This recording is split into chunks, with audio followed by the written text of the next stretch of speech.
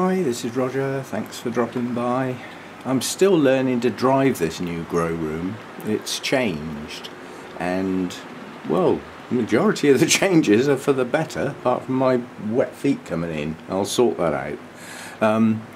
But one big bonus is when I'm watering the mounts, there's a lot of dripping. And the floor, I've also been watering some plants today. There's a lot of water that used to go into the carpet and sort of soak in, and was probably a very slow evaporation rate, whereas the wet concrete floor has got an excellent evaporation rate. And the bonus really is the fact that at 23 degrees I've got 76% humidity and the foggers don't need to be on. Now that might sound a minor point, but it's not a minor point because they use up my RO water, you know, which takes time to produce and an amount of effort. I won't say it's a lot because it just sits outside and does its thing, but that's a real bonus because the RO water is precious and it's for the plants. And the problem with, with these things is whatever you put inside them comes out the top. So if you use tap water in there, like mine, that's quite hard water, there's a lot of calcium in it. Well, that comes straight out the top and gets deposited all over the plants. So I'd prefer that not to happen, which is why I use the RO water.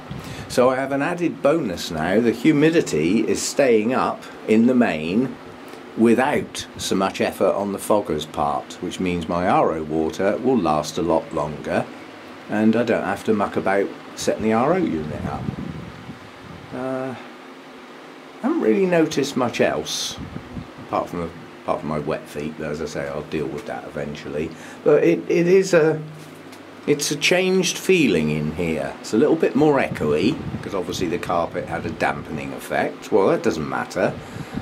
After a few videos you probably wouldn't even notice unless you went back and watched an older one when the carpet was down. There is a slight difference in the sound quality, or it's not the quality, it's just the type of sound that's produced without any muffling, so to speak. It's a softer sound with the carpet than it is now. There's a little bit of an echo, which you probably can't even hear. I can, because I've always been into sound, being into music, playing in bands and working in recording studios. Sound is very important to me, and I notice little changes in it. But yeah, I'm sort of getting used to it. I've caught up with my watering after the downside of having plants in the house and drying out far too fast. So that's all done now, and the next big job really is sorting out the rest of the big box full of orchids, because in amongst those are some that are quite poorly, and I've got to make decisions as to whether I can put the effort in to sort of try and bring them back. And those that are good, some still need repotting, some are going to get mounted. I've got to look up the cattleyas in particular, plus a few of the dendrobiums as well, to find out what the blooms are like, try and find out how long they might last, especially with the dendrobiums. Some of these dendrobium blooms are pretty short-lived and some, like the Latorias, go on for ages. And up until the new orchids came in, I've only had one antelope type orchid that has yet to bloom. I think it's going to do it quite soon, seeing as it's outgrown everything else on that shelf by a lot. It's this thing sticking up here. These are last year's, last year's two new growths that I grew from little new ones when it came in. Very strong, healthy growths. They will bloom. But then I can find out how long that type of dendrobium generally lasts, because there is a tendency to a trait. If you take these sort, this is the a phyllum that I got from Alberto. These are short-lived blooms. They haven't been out long and they're already showing signs of going over. If you look at the similarities with that one hasn't been open too long. It's showing signs already. So some dendrobium blooms are quite short-lived. So for me to hang on to them long term, they've got to be pretty special and produce a lot of them. Otherwise they're taking up space. But like the Latorias, this has been open, must be getting up nearly 3 months now, and this one, it's been open absolutely ages, and a little succession, a few more buds pushed out there on some of the shorter canes, and this one's got 4 or 5 new growths maturing at the moment. So yeah, you know, the plants I want to keep have to be special in some way, like highly fragrant.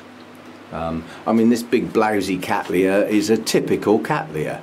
It's yes, it's big, it's very attractive, but it only lasts sort of 3 to 4 weeks, depending on the time of year. But it's highly fragrant, and it's beautiful colours, and it smells of freesias, and they bring back memories of growing in my garden at my previous house, and sort of walking down the garden on a quiet, still evening with a glass of wine, and the freesia fragrance would sort of hit you, along with many other things I used to have in that garden.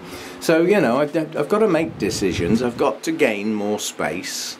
I'll be pleased to pass on plants when I've made the decisions, but that's going to wait for a bit till the final decisions are made.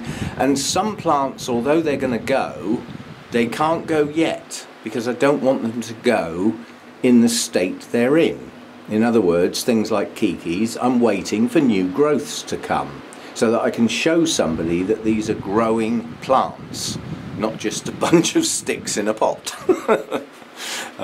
Until things start shooting out from the base, you're never quite sure whether kikis have really taken or not. So, you know, there's some decisions to be made, but yeah, I'm quite liking the grow room now.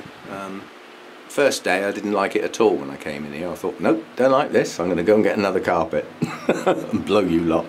But no, there's a real bonus in here that my humidity level is maintained without the foggers working their proverbials off. So there's a bonus there. And who knows, I might be able to get away with just the 2 and not need to buy a 3rd one.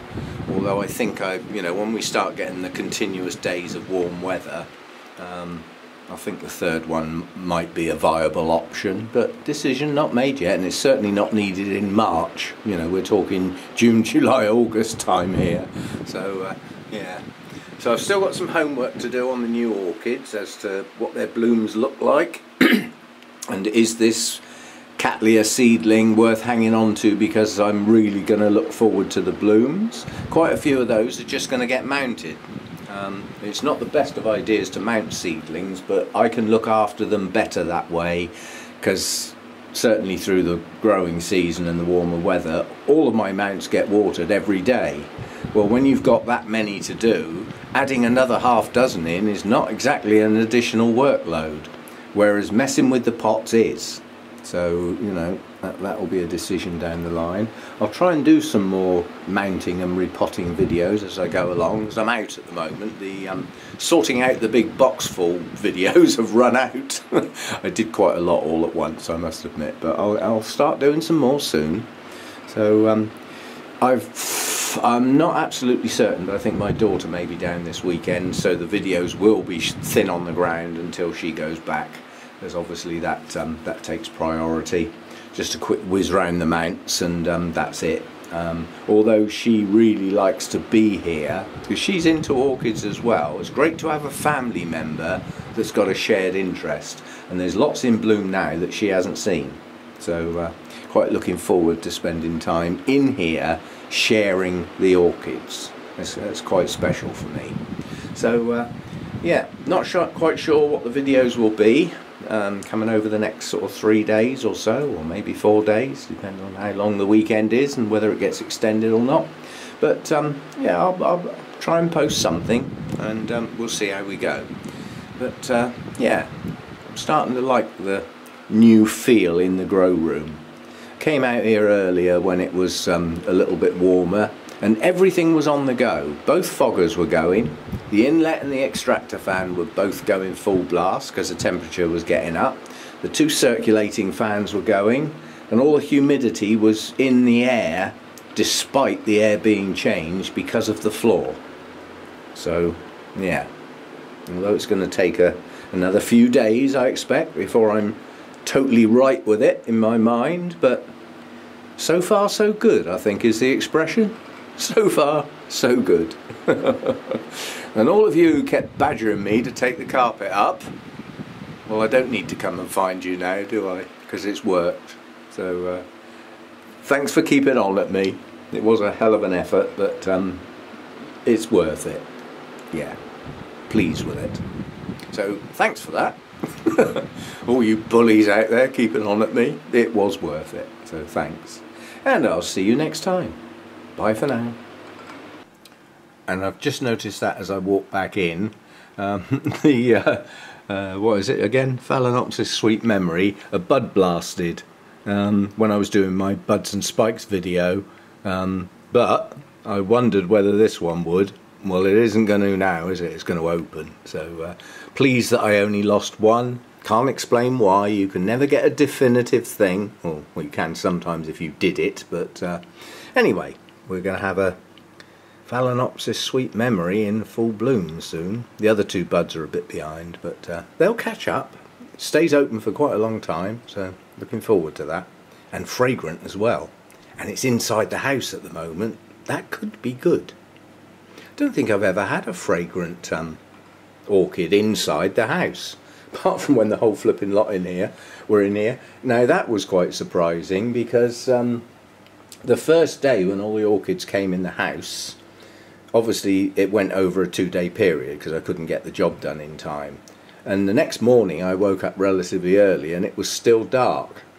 And when I came downstairs, the whole of the downstairs was fragrant.